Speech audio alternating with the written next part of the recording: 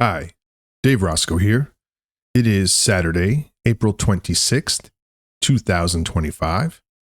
Today I'm going to talk about some user comments regarding the Banxa situation, and I'm also going to talk about comments that I receive on previous videos. It's a slow news day, not much going on, so this will be a short one. I'm sure some of you will appreciate it after some of the rather lengthy videos I've put out earlier this week. But first, let's talk about the metrics. The circulating supply is at 6.95 billion pi, with 7.7 million pi migrated in the last 24 hours, representing 38,300 user accounts. Now, someone had asked me in the comments when I first started talking about user accounts, asking me how accurate my scraping script was. And it's very accurate.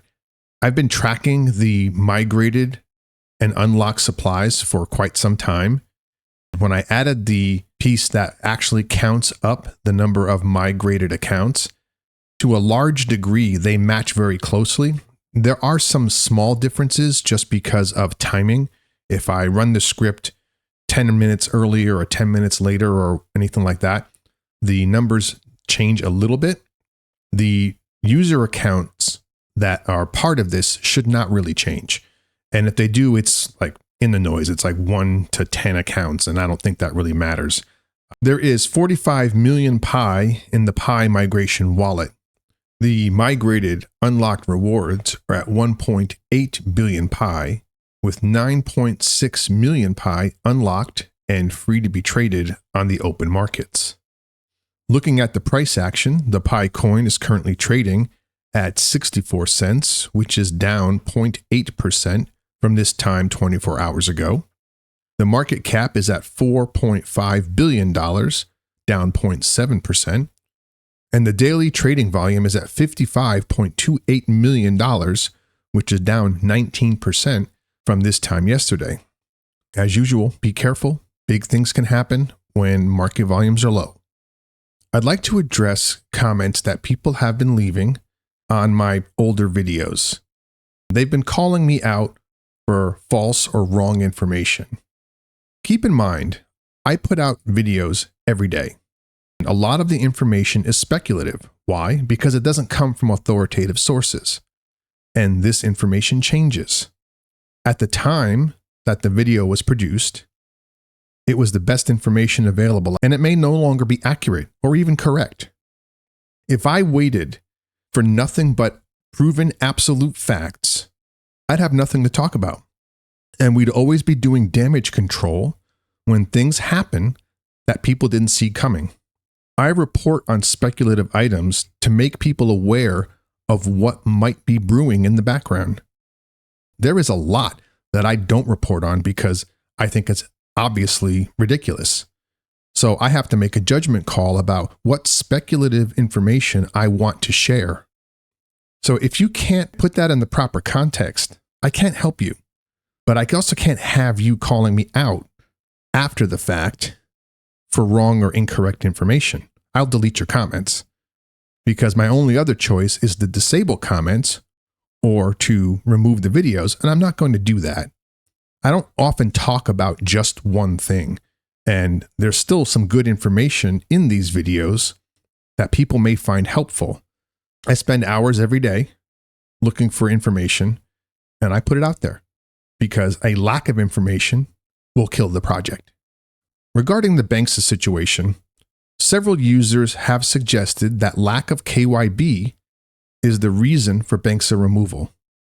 I don't think that's likely the case, at least from a broad perspective. It may be correct in some instances, and I'll explain. Banksa has 2 user wallets. These are just the same old wallets that you and I have, and they're easily created from within the app. Those wallets were funded through the purchase of 30 million pi. Once pi is in a wallet, you can do whatever you want with it. No KYB is necessary. We already know this, but you have to kind of connect the dots here. A lot of Pi apps exchange Pi coins. They don't require KYB to do so. KYB is a process that qualifies businesses have verified their legitimacy and compliance to regulatory demands. That's not applicable in all cases. That would be very heavy-handed to put on small vendors. Now, Banxa is not a small vendor, but it does show that there has to be a mechanism outside of KYB to conduct business using Pi. Taking a look at the Pi Network's KYB page, it says here, KYB is not the same as KYC. Individual Pi Network users should not perform KYB. Individual users should follow Pi Network's normal KYC process. For businesses, depending on their size and scope, you may not need to pursue the KYB verification process. For example, if you are a single person who runs a small store, your business may be perfectly fine if you complete KYC and use your personal Pi wallet for transactions. We advise people to research whether KYB verification is right for their businesses. Should Banksa go through KYB? Probably. They're a big firm. They have operations all over the world, and I think they qualify for needing KYB, but it is not explicitly required. They already have 2 user wallets, so they can, in theory, do whatever they want, and they have been. They've been selling Pi to people who purchase it through fiat. Regarding why Banksa may have stopped selling Pi in certain areas, may be related to the fact that they haven't done KYB. Local regions are free to set their own terms with regards to crypto businesses, and this is definitely a crypto business. For example, the United States is one country, and you would think that if Banksa was able to sell Pi in the United States, it would be available everywhere, but that's not the case. Individual states can set their own regulations regarding crypto transactions. For example, New York does not allow the buying and selling of crypto through Banksa.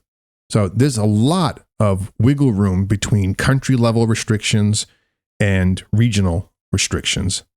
At the end of the day, we don't really know why Banksa has removed Pi in what appears to be only some regions.